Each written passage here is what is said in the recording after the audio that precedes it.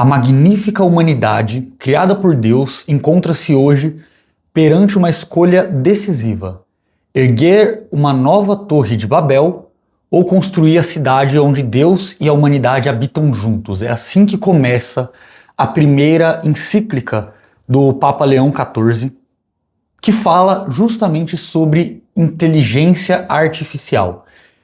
Eu não tenho a pretensão de explicar toda a carta, muito menos de tentar trazer todos os impactos que ela vai ter na humanidade, até porque isso é impossível. Mas eu não pude deixar de falar sobre, porque além de ser um tema que é totalmente relacionado aos investimentos, é um tema que vai mudar como nós olhamos para a tecnologia e como a tecnologia conversa com a humanidade. Então, a minha intenção hoje é trocar ideia, é conversar sobre alguns pontos importantes dessa encíclica e, de modo especial, né, aqueles que dizem respeito ao mundo dos investimentos. Então, seja muito bem-vindo ao Finanças Sem Açúcar. Eu sou Gustavo Soares, assessor de investimentos, e hoje nós vamos falar sobre a Magnifica Humanitas, primeira carta do Papa Leão XIV, que fala sobre inteligência artificial. Vale a pena ressaltar uma coisa.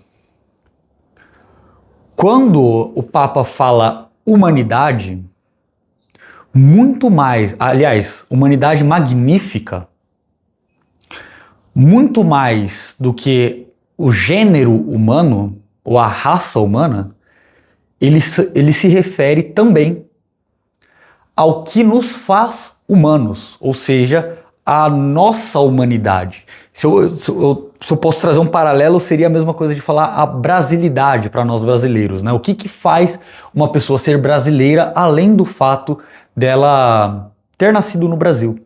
Então, a magnífica humanidade não é só ao gênero humano, a todas as pessoas em conjunto, mas também sobre o que nos torna humanos. E é essa a centralidade da carta, é aqui que a carta se desenvolve, em como nós podemos, em um mundo marcado pela inteligência artificial, pelos avanços tecnológicos, salvaguardar a dignidade humana. A carta ela vai se desenvolver nesse aspecto. A gente está, segundo o Papa, em um momento de decisão. Se a gente vai construir uma nova Torre de Babel, e aqui ele faz uma reflexão, né, sobre a unicidade das línguas na Torre de Babel, todo mundo falava a mesma língua, ou se nós vamos construir os muros de Jerusalém. Ele faz esse paralelo também no desenvolvimento da carta, onde cada pessoa... Qual que é a diferença aqui? Na Torre de Babel, todos falavam a mesma língua, se entendiam, e na construção do muro de Jerusalém, diferentes pessoas de diferentes classes, de diferentes regiões, se uniram em um esforço comum com Deus para reconstruir a cidade, né, os muros da cidade. E na Torre de Babel, aquele esforço não necessariamente existia, porque as pessoas já conseguiam se comunicar, mas elas tiraram Deus da equação. Mas apesar de eu estar fazendo essa reflexão, a carta é dirigida a todas as pessoas de boa fé, não necessariamente apenas aos católicos. E é aqui um ponto central. O Papa se consultou com diversos especialistas.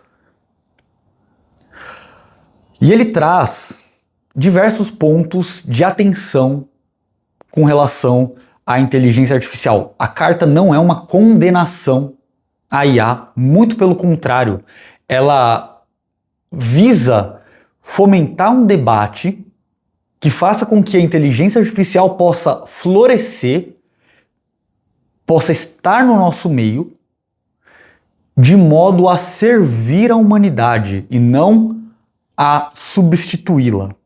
E eu acho isso muito bonito, muito bonito. E eu trouxe 12 pontos que eu gostaria de compartilhar com você, que são 12 pontos de atenção que o Papa nos chama para pensar na inteligência artificial.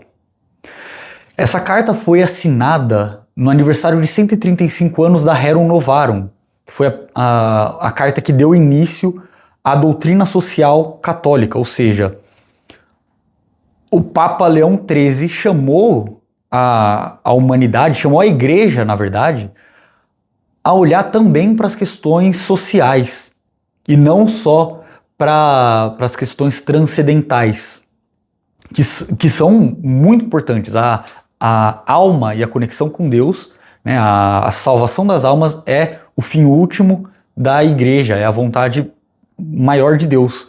Mas para que isso aconteça, as pessoas precisam viver dignamente. E para que as pessoas vivam dignamente, a igreja deve também se posicionar sobre questões humanas. E lá atrás, no século XIX, a igreja viu como desafio a Revolução Industrial, onde a máquina a vapor ameaçava a dignidade humana. Quer dizer, a gente viu que o desenvolvimento foi bastante conturbado, mas a discussão à época, até com a revolta das máquinas, eu não lembro como que era o nome de fato dessa revolta, mas que os trabalhadores começaram a quebrar as máquinas, à época entendia-se que era possível e era um futuro muito próximo que a máquina substituiria o homem. E aí a igreja interveio, não lembro, de modo a salvaguardar a dignidade do trabalho e do trabalhador. E agora, 135 anos depois, a igreja se vê em uma nova era onde esse desafio de uma nova revolução industrial, a quarta revolução industrial, demanda uma posição, abre aspas, humilde, mas firme, fecha aspas, da igreja.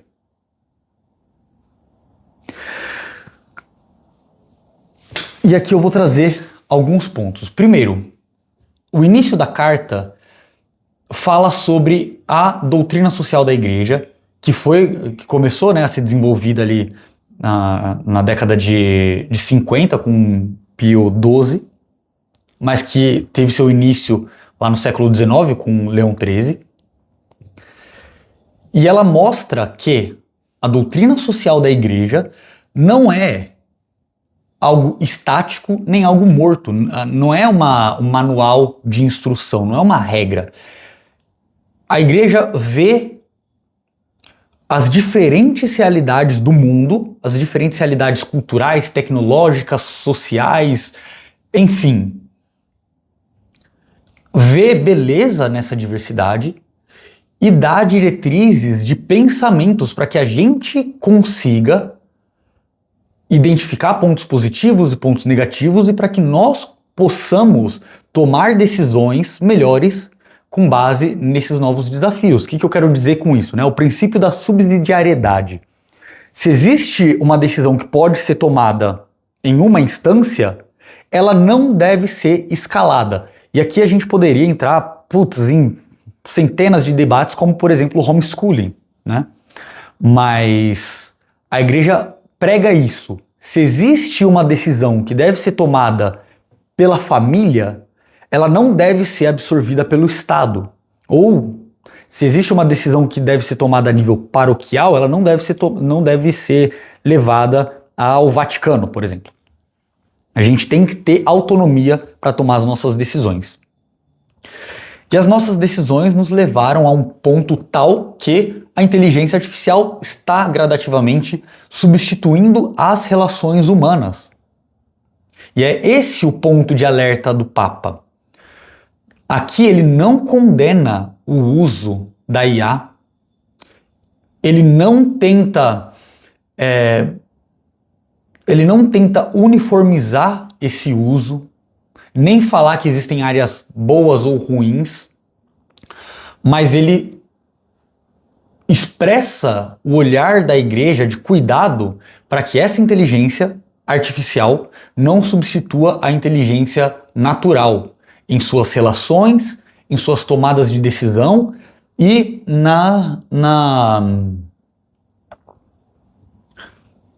como que é o nome?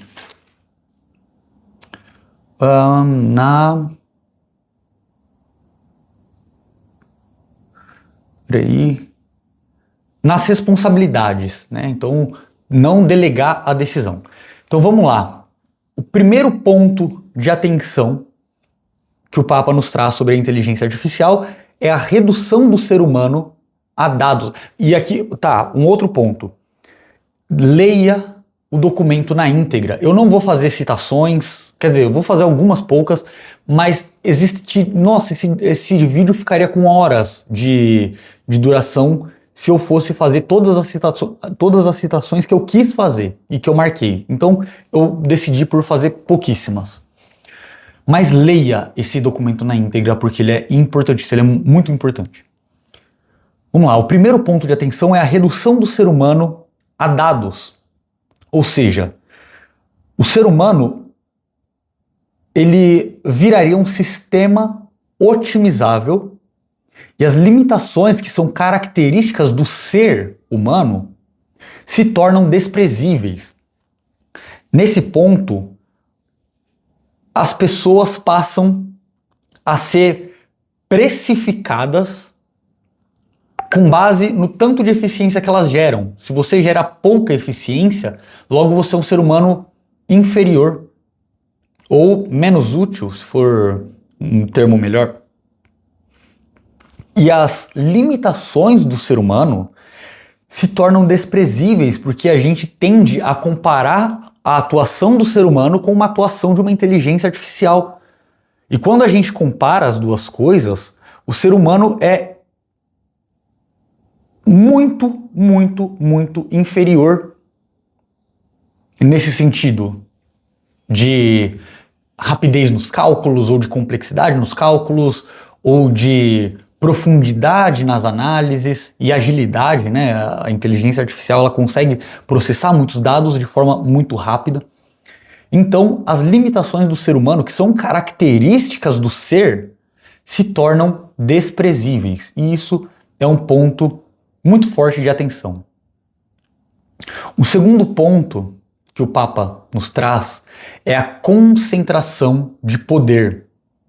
Ou seja, poucas empresas e poucos indivíduos passam a deter o poder sobre o algoritmo, a deter poder sobre os dados e forma assim um chamado imperialismo tecnológico, onde existe um pequeno grupo que tem total poder sobre uma quantidade quase que infinita de dados e de dados sensíveis, né? E de controle de poder. Isso é prejudicial. O terceiro ponto que o Papa nos traz é a manipulação da consciência. Ou seja, a inteligência artificial passa a moldar o que nós vemos e o que nós consumimos. Os algoritmos das redes sociais estão aí para isso, eles vão nos incentivar a consumir aquilo que ele entende que a gente quer consumir. Não há aqui um desafio a consumir coisas novas ou de outras fontes, não. É sempre em uma linha e sempre pensando em permanecer mais e mais imerso naquela plataforma ou naquela rede social. Sem contar com outros problemas que derivam daí, como são as deepfakes, as fake news, que a gente vai tratar mais pra frente. Um quarto ponto é a erosão da verdade. Justamente isso que eu falei, a fake news, ou seja, a manipulação de pequenas verdades que dão uma conclusão errônea.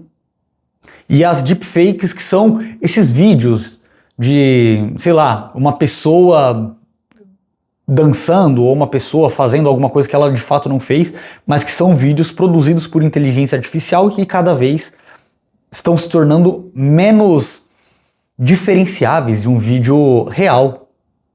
Eu inclusive vi um vídeo de um youtuber aqui que eu consumo muito conteúdo dele e que eu parei de ver porque eu vi que era inteligência artificial, a forma com que ele falava, que se movia, enfim.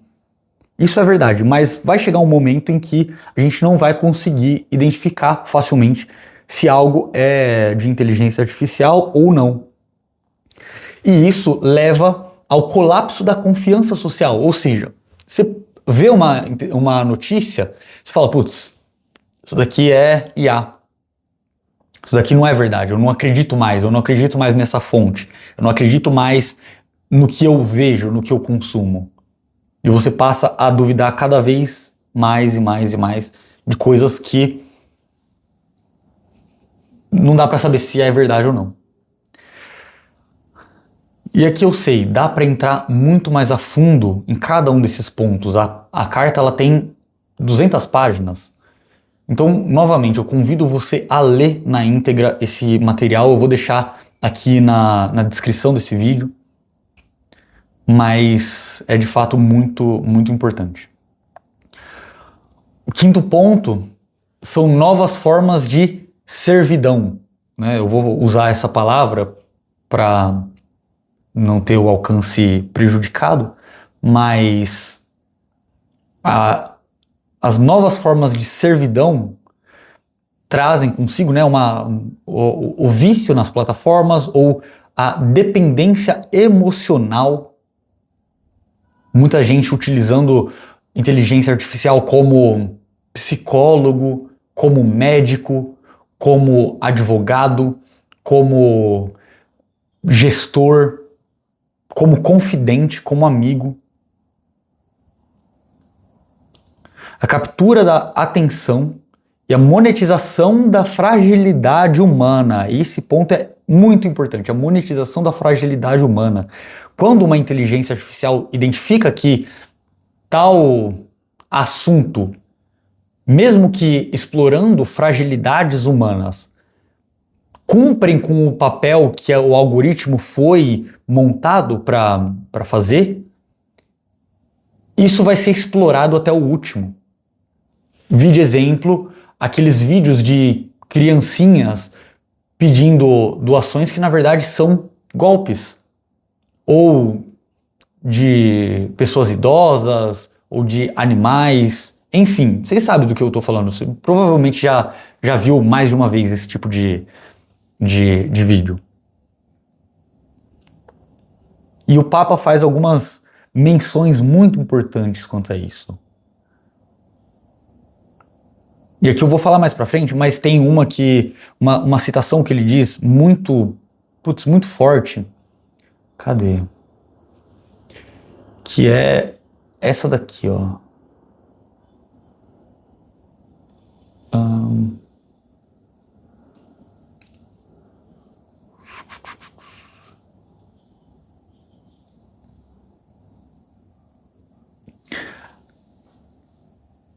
Tá. A imitação artificial da relação de cuidado ou de acompanhamento pode tornar-se perigosa quando se insinua num contexto pobre de relação e afetos concretos. Então o risco não é tanto que uma pessoa acredite estar falando com outra, mas que perca o desejo de procurar verdadeiramente o outro. Ou seja, quando você passa a conversar com uma inteligência artificial como se fosse um ser humano, esse não é de fato o risco pior. O risco é que essa interação te tira a vontade de buscar seres humanos verdadeiros.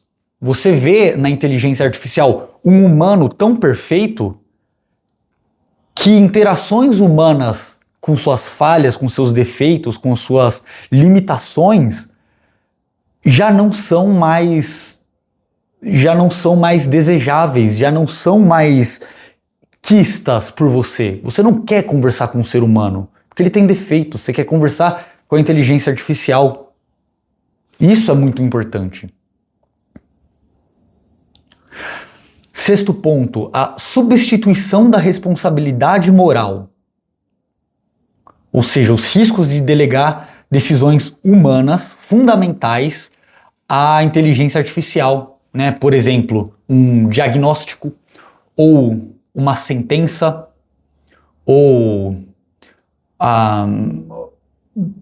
um parecer, né? Um parecer ali que demande um acompanhamento mais profundo. Por exemplo, o psicólogo não olha só o que você fala, mas o seu comportamento.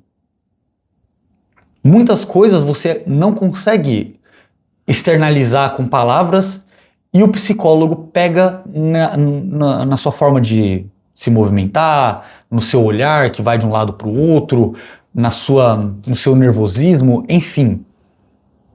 E, claro, pode ser que um dia a inteligência artificial evolua para suprir essa demanda, até porque o Papa aqui fala que é inútil você traçar o que é a inteligência artificial, sendo que a cada minuto ela está mudando. E ele usa aqui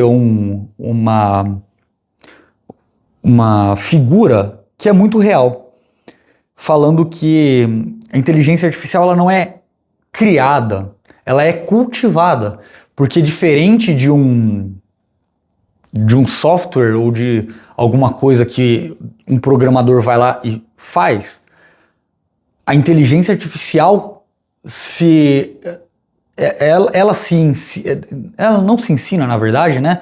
Mas ela tem a capacidade de aprender de forma autônoma. Então, os desenvolvedores não a constroem, eles a cultivam.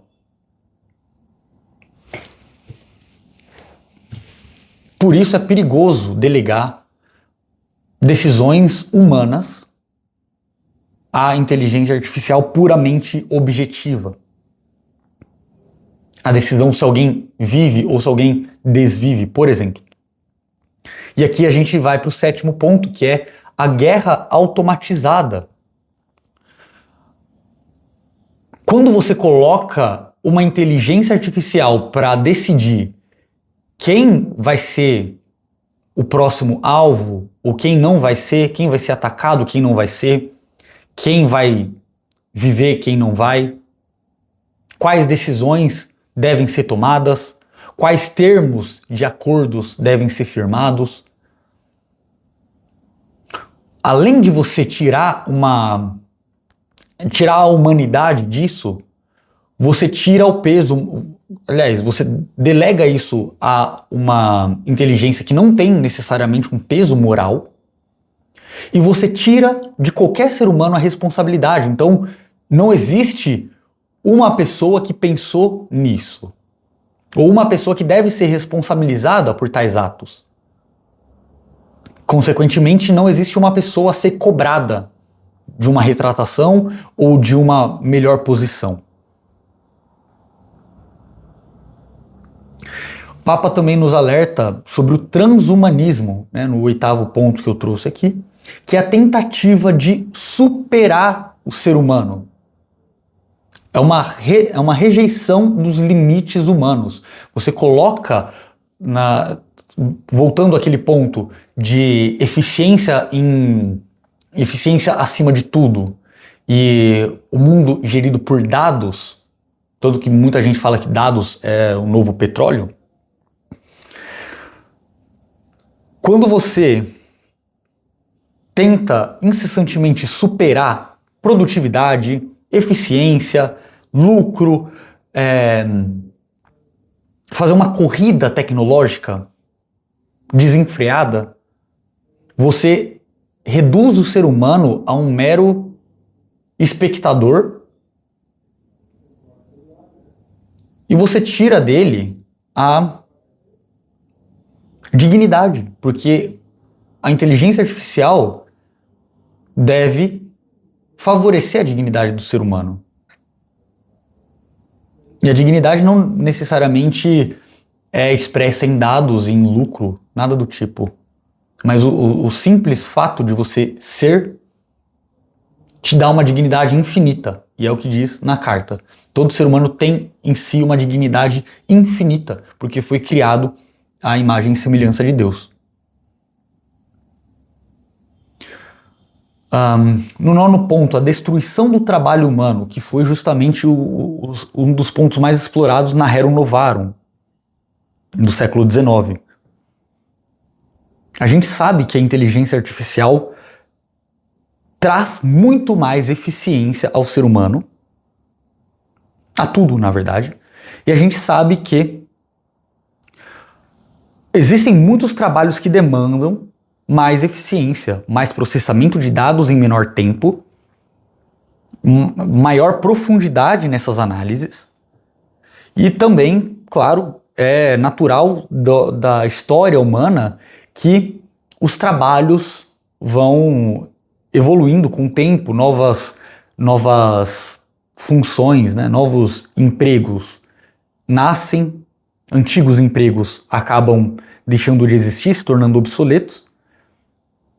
Mas aqui a gente está falando de uma tentativa de aumento, né? Aliás, uma tentativa de desumanização dos empregos em uma escala absurda. Por exemplo, nas questões que envolvem a arte.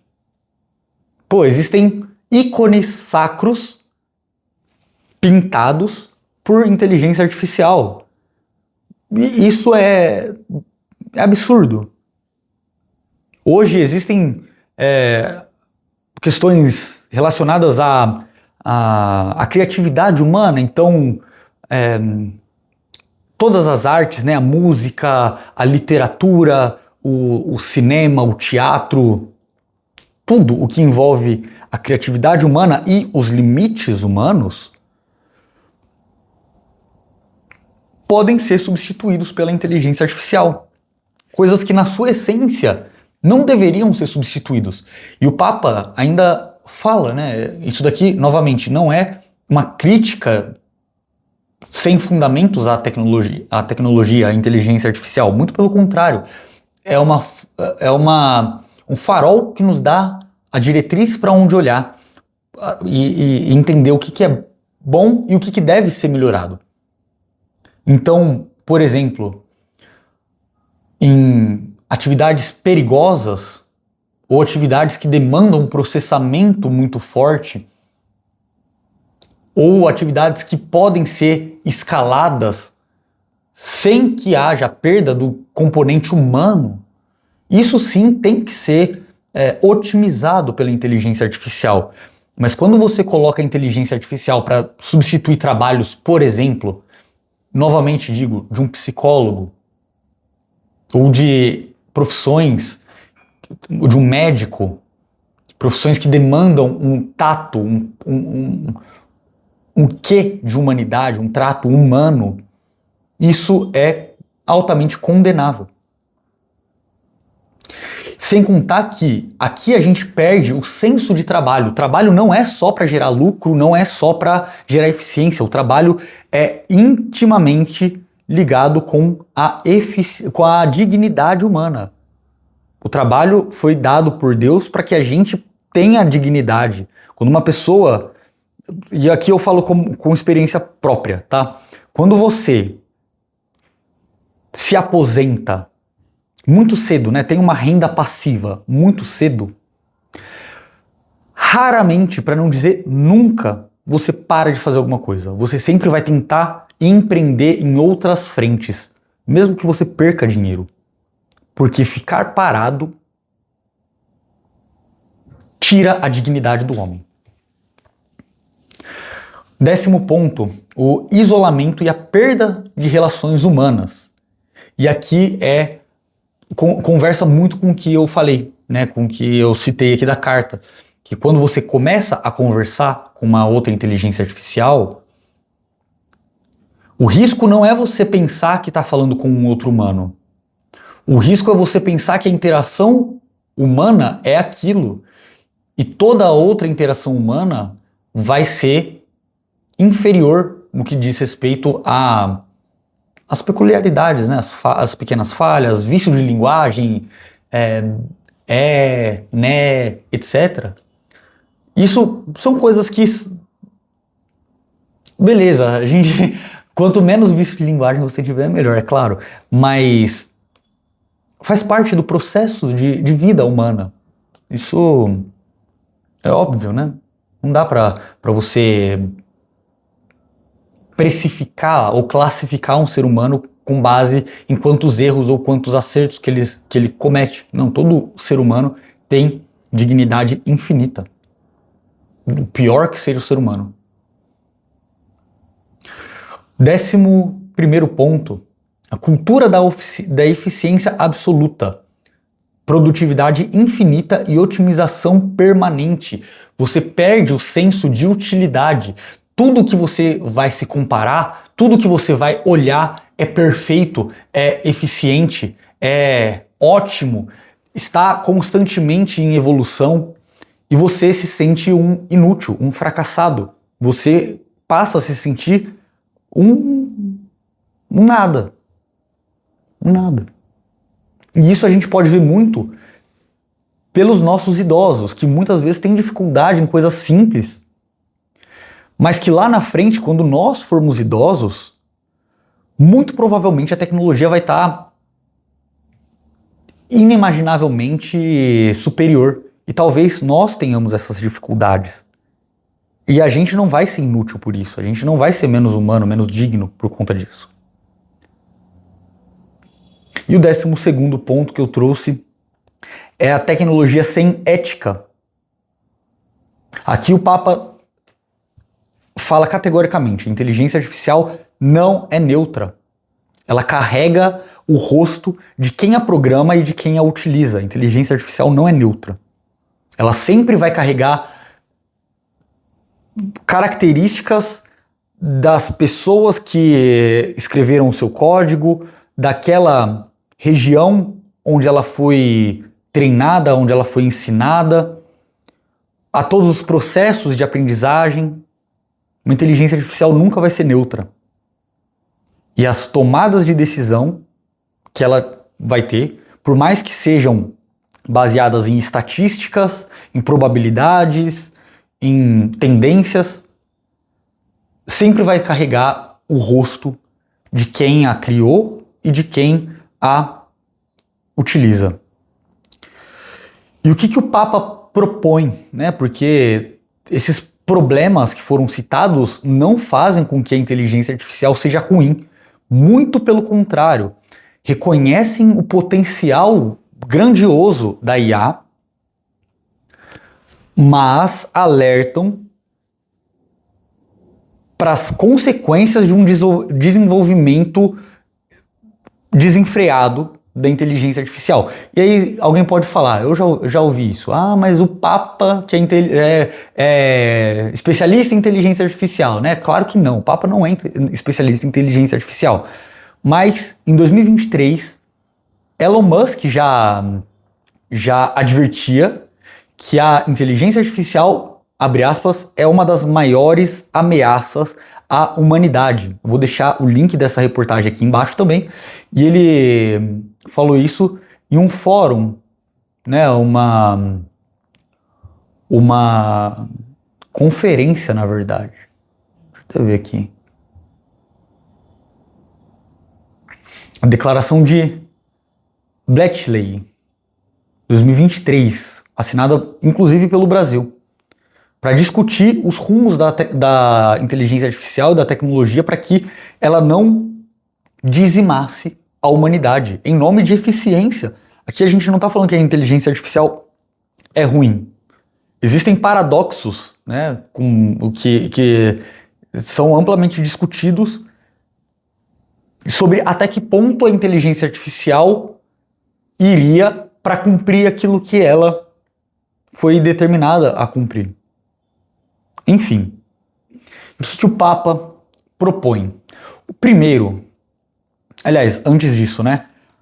A inteligência artificial pode servir muito bem a avanços médicos, por exemplo, a educação e conhecimento, a trabalhos perigosos, comunicação global, auxílio à criatividade humana, desenvolvimento científico, entre muitos outros campos. Ele traz muita coisa na carta. Mas aqui o ponto principal, favorecimento da dignidade humana.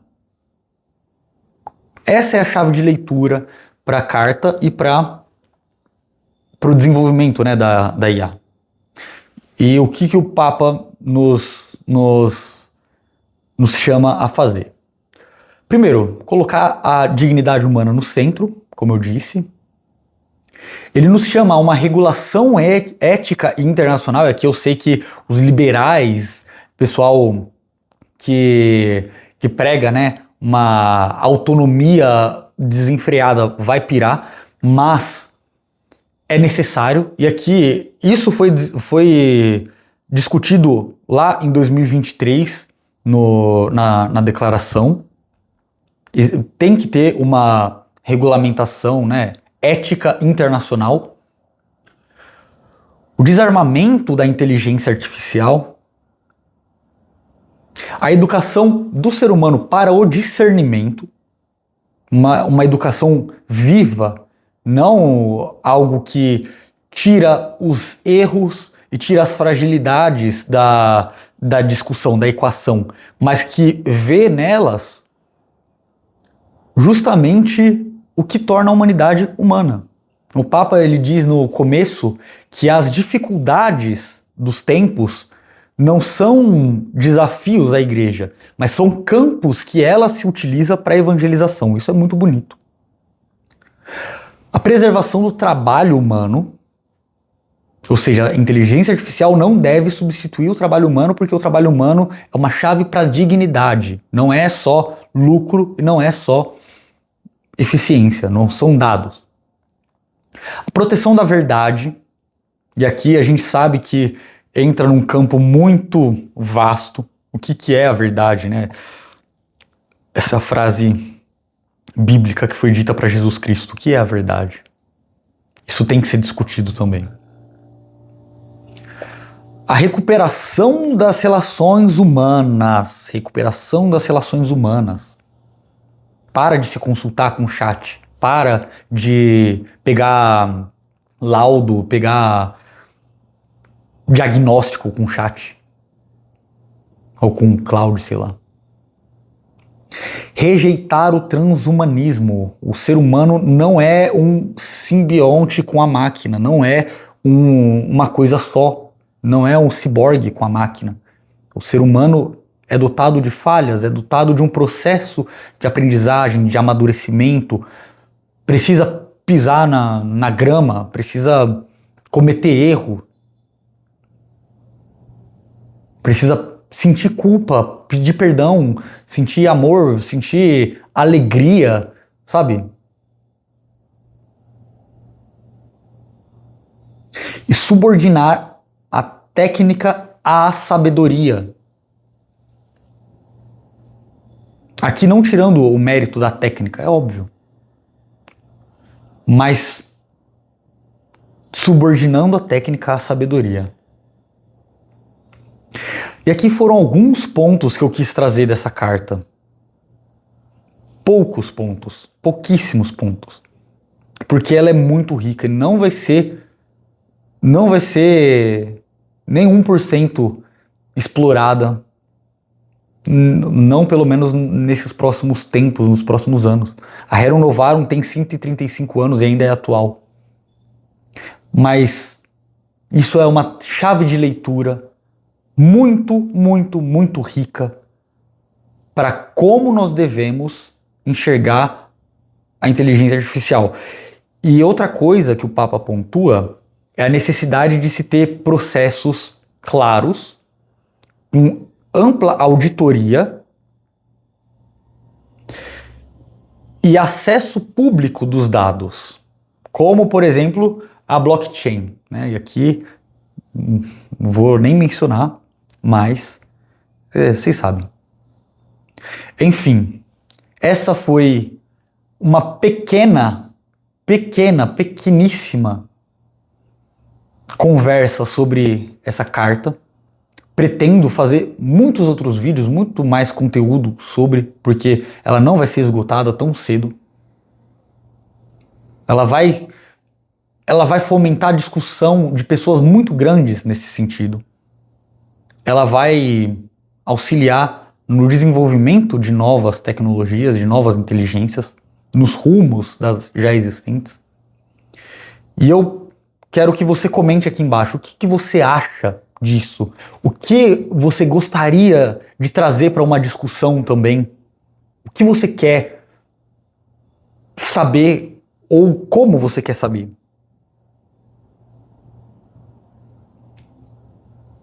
Por enquanto é isso, senhores. Por enquanto é isso. Muito obrigado e até a próxima.